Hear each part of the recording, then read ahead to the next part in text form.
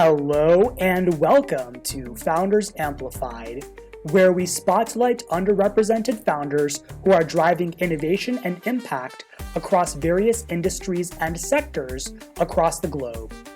I'm your host, Narayan Kulkarni, and I'm excited to be here with you today.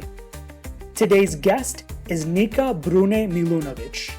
Nika Brunet Milunovic is the founder of Calm Nest Collective and an independent mentor for professionals in the event and creative industries. Originally from Slovenia and currently based in Vienna, Austria, with ties to Tanzania and the UK, Nika identifies as a neurodivergent, female founder, and well-being advocate. She holds an MBA and is currently completing her PhD in psychology and mental health in the events and music industry. Her impact-driven venture, Calm Nest Collective, designs sensory-friendly, neuro-inclusive spaces for events, workplaces, and public venues, improving access, regulation, and well-being through thoughtful, human-centered environments. Nika has spoken on international panels, mentors emerging talent across Europe, and has been nominated for several recognitions highlighting inclusive entrepreneurship, sustainability, and innovation in well-being focused design. So, now that you know a little bit more about Nika, let's dive into the conversation.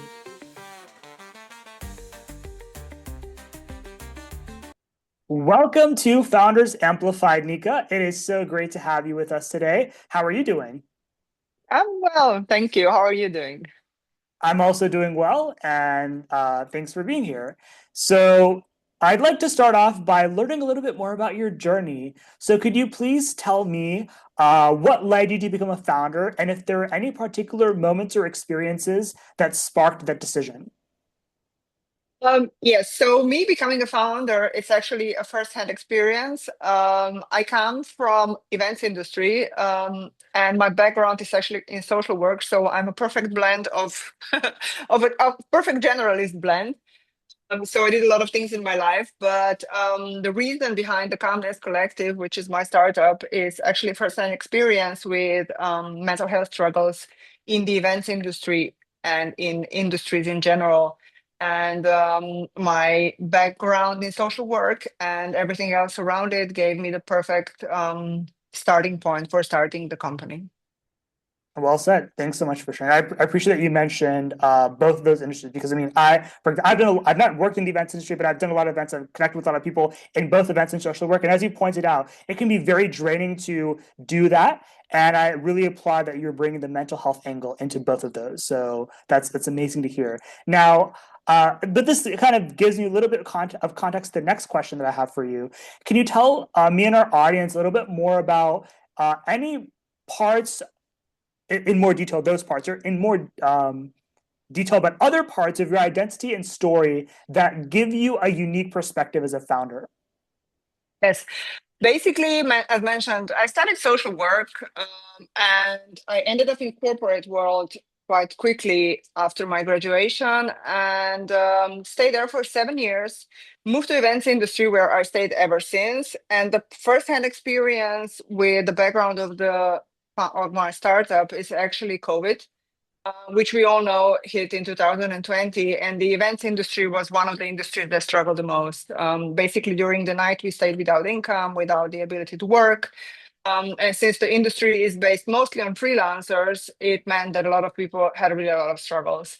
So burnout rates went through the roof, depression skyrocketed, and everything else culminated in the fact that once we came back with the industry, honestly, I still think we didn't pick up. And this is the very unique perspective is that I have firsthand experience with managing multiple teams on really large scale music events and how it looks like when a person burns out on the work that you're doing. And this is not something that I'm taking lightly. And two really personal experiences gave me the final nudge to start thinking differently and also to start making the move in founding the company where we're actually what we're trying to do is basically mitigating these issues and trying to make events industry, but not just events industry. Now it exploded, but basically our work environment and our public spaces and our events more humane and more inclusive. Okay, well said. Thanks so much for sharing. I really appreciate that you mentioned this in the context of COVID. And I say this because I, for example, lived in Florida for much of my life. Is actually in Florida, whereas you and our audience probably know is a major place in hospitality and tourism, and a lot of things, as you talked about, shut down. I actually took a hospitality focused course by a major hospitality like school in Florida at the time, and a lot of other people did, as well as DEI related stuff, which were being offered by Florida schools. And so I was firsthand aware of some of those challenges as well. So I appreciate that you brought this up. But this leads me to a kind of follow up question. Can you tell us more? Like, were there any geographical particular things that you noted? And can you tell us more about like the events that you were a part of where you saw some of these challenges in more detail, and maybe how those like in more detail give you that unique perspective on solving this problem? I think that the cultural differences play a big role here because some cultures are just geographically or location wise, however you want to call it, or traditionally wise, more open. And they're open in sharing stories, they're open in sharing also the struggles. While where we come from, I'm from Eastern Europe, and I think Europe in general, it's a more closed society community thing. So mental health struggles are not really on the agenda, and you won't hear this kind of conversations, and particularly not in the events industry. So, the events industry is built on the hustle culture, and it's traditionally it's a very go-to attitude, and like we are doers and we can handle it, and it's no problem if we can be on an event 20 hours per day, we can manage. Well, the reality is very different. And I am an event manager myself. I'm still working as an event manager as a freelancer. I can tell you that it's not like that. It's way different behind the scenes. And this is so even though the Calmness Collective, it's the story is maybe tailored to the audience, but my primary focus is actually crews working at events and people behind all the veil that we have and we put while everything is perfect, but you and me both know it's not true. So that's my Mhm. main focus, what I want to change. Well said. Thanks so much for sharing. And that leads me to my next question, because I appreciate you gave the context for the Columnist Collective and why it's so important. But can you tell us more about what is unique or innovative about how the Columnist Collective is reshaping or thinking about the events industry or mental health in the events industry more specifically in a bit of a different way? Basically, our company is made out of three pillars. The first and the second pillar are sustainability and advisory and consulting bit. So sustainability, but also accessibility of events, inclusive events, neuro-inclusive events. So how can you actually make your event, but not just event, also your office, your workplace, and your public space, school inclusive, but really from start to finish. So we do everything from the design perspective to the setup perspective and supplying materials and everything needed to really make this change. The third pillar is the biggest pillar when it comes to physical products. It's actually we are designing and supplying calmness spaces, which are basically our sensory quiet rooms. And they exist in two varieties. So one is the permanent setup, which we can use or facilitate at the office or workplace or public space. And the second bit are the pop-up solution, as we call them, and they are for events, obviously. So the idea is the organizer of the event only has to provide a space. We do everything else. So we bring it, we equip it, we staff it, and this is a very important bit. So our spaces are staffed with trained personnel, trained mental health first aiders. And yeah, we then, of course, facilitate it during the event, tear it down, and take it away. Well said. I really appreciate the points you shared. One thing that I appreciate that you mentioned. Well, that's a follow-up question. The first one is so talking about neuro inclusivity and thinking about supplier diversity and workplace inclusivity. And this is the context of my first question. Can you tell us more about how your like supplier diversity strategy is unique and how that contributes to the and furthers the mission of what you're doing in a way that might be different in your industry? So basically, the company itself is based in the UK. I, however, am from Europe, and the way we work is I always use local partners. So I have part of the equipment that we use at the events, particularly, it's ours. So the sensory stuff like weighted blankets, fidget toys, binaural therapy beats headsets, things like this, they're ours and we provide them. However, when it comes to furniture, when it comes to everything else that it is inside the room and it's absolutely needed it to be a sensory room, it's always local. So we try to find a local supplier. Ideally, this would be a company who is employing either diverse population, either people with accessibility issues, so disabled people. And the most important bit is, of course, the sustainability bit, at least for me, coming from this part. Um, of course, if a company is using upcycled furniture or recycled furniture, and if they are employing local population, this is also a great way to minimize the travel costs and the transport cost. So we would always work with somebody local. Well said. I really appreciate localness, sustainability, diversity in an industry where when people think about supplier diversity, I've talked to a lot of people, they're like, oh, we're just gonna have diversity quotas, or we're just gonna go ahead and like hire like get one supplier, but then like keep everyone else high quality. But like no, there's a much more thoughtful commitment to that, and I appreciate that. It sounds like you're bringing that intentionality into supplier diversity. The second question, and I love that you mentioned the aspect of your how your physical space talks about both calmness, but also you bring in mental health personnel. Mhm. And so, can you tell us more about the design features that like contribute to like calmness, that feeling of calmness, Mhm. and how mental health personnel can dovetail with or enhance that? Basically, the story behind sensory rooms, it's about now almost 50 years old, and they were invented in the Netherlands. And it's actually a clinical story. So they were invented in hospitals for children with autism. So what we did is basically we tailored them to be basically facilitated to the local or to the public. So it's not just for neurodiverse people, but really for it works for everybody. What we have in this kind of room, so there are some bits and pieces which are permanent, and we always keep them when we design a space. So, as I mentioned, weighted blankets, furniture that's tactile. So, obviously, no pink colors like my hair, no bright colors. So, everything is like has this earthy feeling. This is already bringing the balance.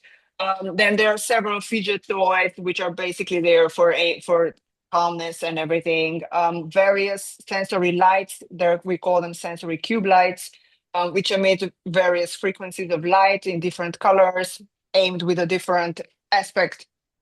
Um, Usually the light is blue, which has a calming effect.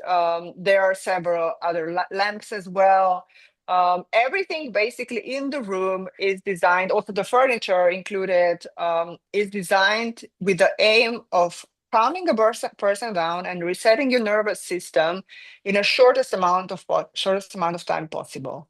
And that's the aim. So basically it really calms you down. And I can say as much as I want, and I can send you photos, but the real feeling is something when you walk into the room, and our pilot project also confirms that because we have really, really deep and complex feedback. And the way why actually the stuff is there is because a person can really react to this kind of sensory relaxation differently. So we've had everything. Somebody wants to talk, somebody wants to cry, somebody's very emotional, somebody wants to hug, somebody sits in complete silence. So it's very different, and the reason they are there is basically to support people coming to the space. Thanks so much. I appreciate your details on design features, but also to a point you made. Individuals have very different needs. Mental health personnel, very high quality mental health personnel, knows how to personalize in a way that, like within professional boundaries, address and Mhm. support them in the best way possible at individual levels, but also in the context of a collective group. So, really appreciate that you made this point. Now, as you've just shared with this answer and also in the previous answers, you're clearly doing something that's really not just innovative, but highly impactful in the present moment. But I'd love to zoom out in, say, 5 to 10 years. What do you see happening in 5 to 10 years, say, in terms of milestones you've reached, in terms of how customers are feeling, and anything else that shows you that what you're doing with Calmness Collective is really working? So basically, my really bold idea is that this kind of spaces, they don't have to be mine. I would love if there would be really a lot of competition out there, belong everywhere. So in every office and in every school and in every airport and every bus station. So everywhere where there is more people on every event, and the reasons are actually two, because first of all, science says so. So we should be doing this in order to support everybody attending, visiting, being in the place with us. Um, and the second thing is because there are so many other benefits as well, for the company, for example. So obviously burnout rates go down. So there are less absenteeism in place. And there are so many various benefits. And I think that what we're trying to do is we're actually penetrating the market, like global market, in a way to support people and really to make the world work for everybody. Because at the moment, I don't know, if you go to the airport now, to Miami Airport, you're probably, before you're checked in and before you reach your lounge or your gate, you're already over quota. So the only thing that you can think of is how you're going to get to the airplane and just sit in silence or just listen to whatever you want on your AirPod. So basically, by supplying this kind of space to an airport, what we do is we really minimize the impact. What this means is, of course, I can go in various ways now, but people are more calm. There is just less stress, less nervousness when you enter the plane. People are more subtle to a conversation. They respond better. They are more even manageable if you're a stewardess. So it's really, I mean, and this is just the airport I'm talking about. So really long term, I think that this kind of spaces should be facilitated really everywhere. In terms of our company, I mean, I think if we can just break the ground and really explain the world what we are trying to do and why we need this kind of spaces and why this wellness, mental health, neuro-inclusive accessibility bit is so important. I think that we are already in a very good position. And I think that my mission, because I'm not the youngest anymore, my mission is more or less done. So I would really like to make this happen. And this is my goal as well. Thanks for sharing. I appreciate you So to talked about make it, both. just to make it Like, sure, to make it really a standard. So it's not just like you can't do an event if you don't have something like this in place. You can't have an airport without this kind of place. So this really to make accessibility and inclusion really a standard and not just an afterthought, like you've said it. well said. I really appreciate that. You just said one thing which I want to highlight, and I really appreciate that you underscored is accessibility, inclusivity, both for neurodiverse populations, people of all different backgrounds should be a standard and a baseline design feature for any type of physical space at minimum, structurally, but also, of course, in content of what's happening in the space. Also, to the points I appreciate you mentioned, talking about metrics like absenteeism, as well as, of course, scientific benefits and benefits to individuals. I'd like to understand a little bit more about one thing. Going back to, for example, we talked about in an Eastern European context where like sometimes conversations are a bit closed, mental health can be a bit more challenging. I, for example, come from Indian culture, but also in a U.S. culture where there's like very much hype culture in like mental health and like where these topics are ignored or not talked about enough, or when they are talked about, they can be talked about in a very fad like way. So, can you tell us more about what impacts do you see on mental health discourse? In general, and also more specifically, to another point, what impacts do you see in terms of discourses around neurodiversity and accessibility should, in like 5 to 10 years, if you see what you're doing at Calmness Collective really going the way that you would like? Oh, well, I think that if we just look at the numbers, so at the current state of time, about 25% of population is considered neurodiverse, whether diagnosed or undiagnosed. And this is a really big number. So if we are four of us in a team, so one of us will have some kind of sensory processing difficulty. And this is really huge. What we're actually doing at the moment, and particularly in cultures that you've mentioned, like Eastern Europe is a great, or Europe in general is a great example of that, and maybe it's the same in the US. So what we're doing is we're excluding one out of four persons, and this is really big.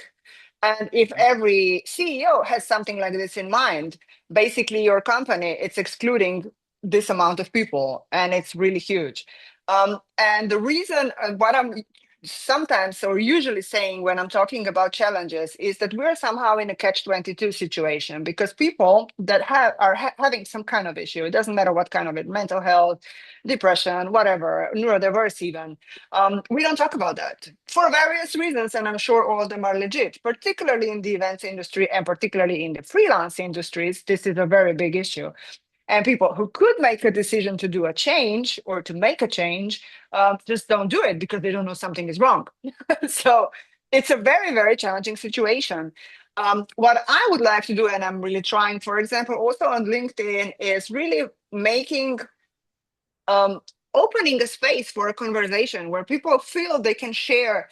You don't have to be really sharing in detail, but the struggle should be openly shared. And of course, you shouldn't be punished for it or biased in any way, because I think that this is actually the biggest reason why we have this issue of talking and being open.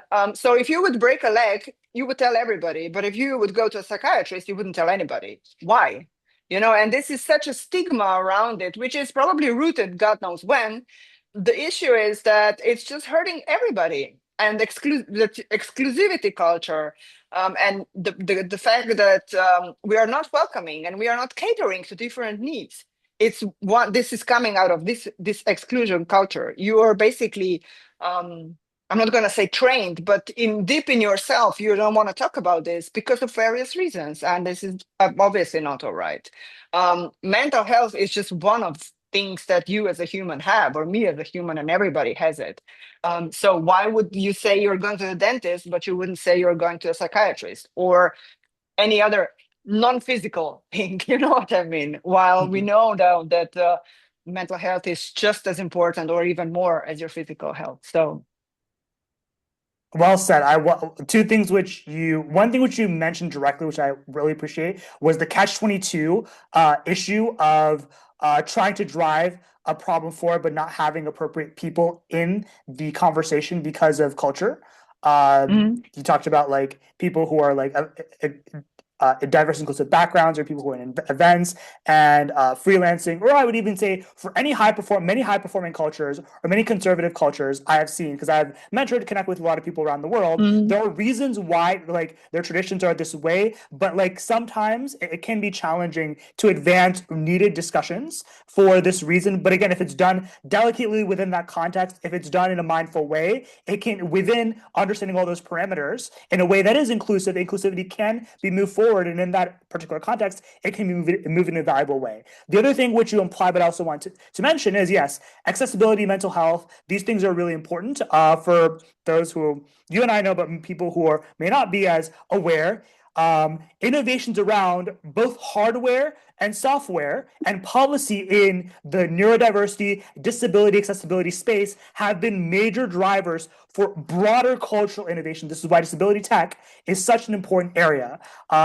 In general, but also particularly in spaces like the events industry. So I think a solution like yours is extremely important because it is a major contributor to the context that then drives the content to be understood, and then it creates that virtuous cycle of how we go ahead and relates to place and space in a powerful way.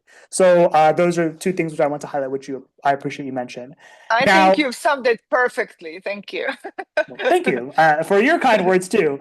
And so it clearly sounds like you've had quite the journey in being a founder, but also in this particular space. So could you tell me and our audience, what are some things you now know? Well, it's a two-part question. What are some things you now know as a founder that you wish you had known before? What are some things that that's the first part. What are some things that you now know about building a space that is serving people in a, a space that's serving people in terms of mental health and accessibility that you now know that you wish you had known before you started? So, because I'm not known to be a very patient person, I would say that it would be really great if somebody would tell me before the journey will go be slow. So, and I understand it now, but yeah, I mean, I understand, and it's probably also economically wise. It's not currently we are not living in the best times for any economic changes, and probably an invention or founding at a company. It's not really the best time at the moment because it's really challenging, obviously, all over the world.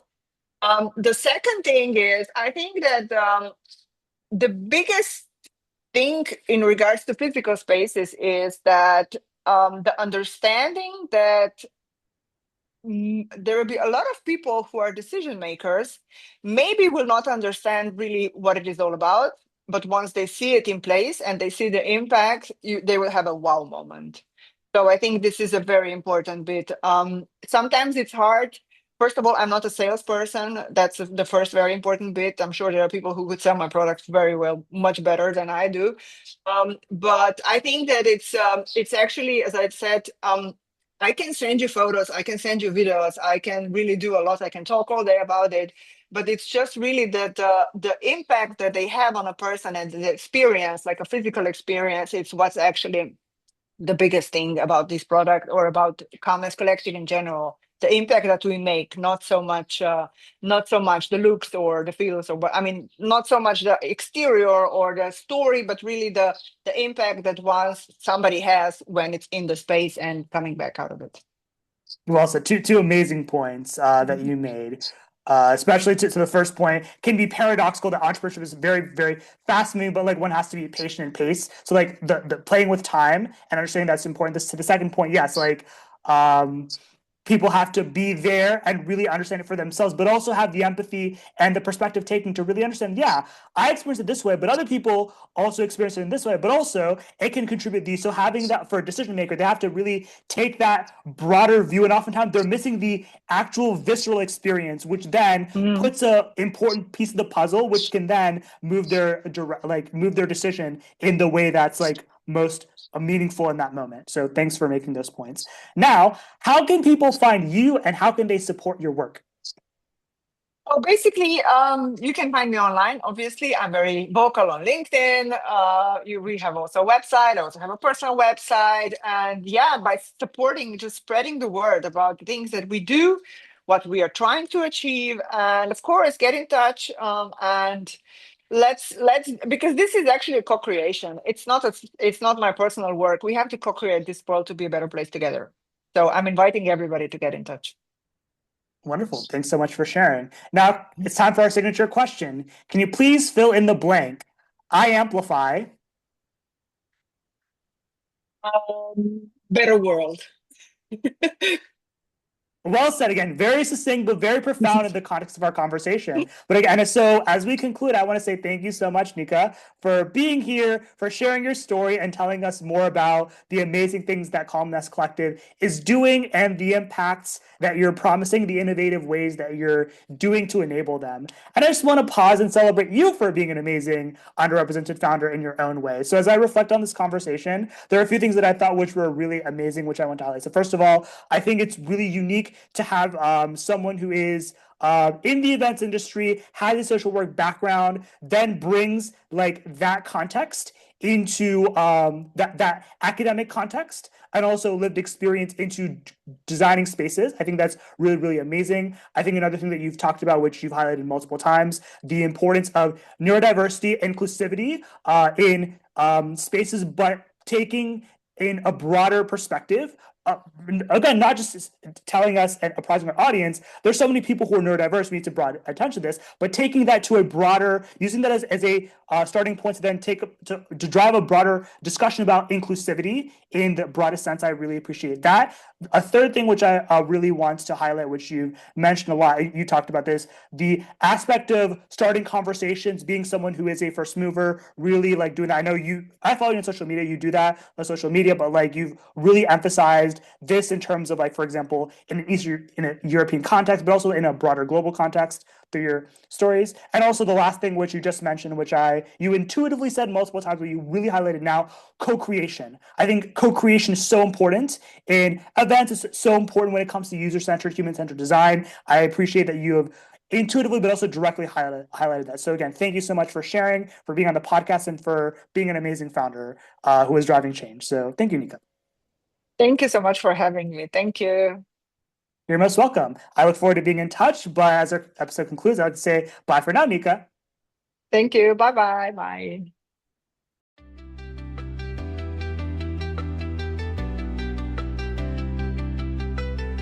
To our listeners, thanks for tuning in to this episode of Founders Amplified. I hope you're feeling as inspired as I am. If you'd like to learn more about our guest and support them, check out the show notes for their details. If you enjoyed this episode, please give us a rating, share it with someone you know, and follow us for more inspiring episodes like this one. If you're a founder who is driving innovation and impact in any industry or sector anywhere in the world and would like to be a guest, we'd love to hear from you. Check out the show notes for more information. And finally, remember that you, yes, you, have the power to amplify the voices around you. Whether you're a colleague, family member, friend, funder, mentor, or just another fellow human, your support matters. So I invite you to celebrate and uplift the underrepresented innovators in your life who are driving innovation and impact. Let's create a better future for everyone, together. Until next time, stay curious, stay bold, and keep amplifying.